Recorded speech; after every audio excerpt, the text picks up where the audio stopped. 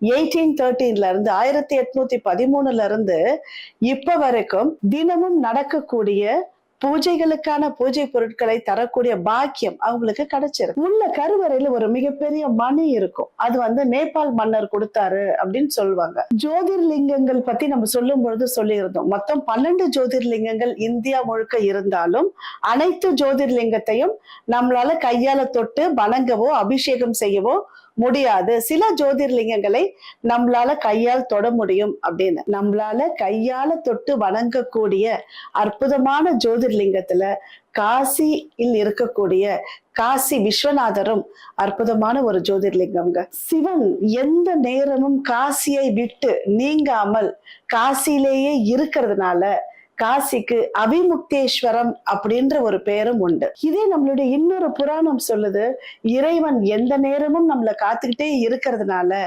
அவிமுக்தேஸ்வரர்னு பெயரு அப்படின்னும் சொல்றாங்க.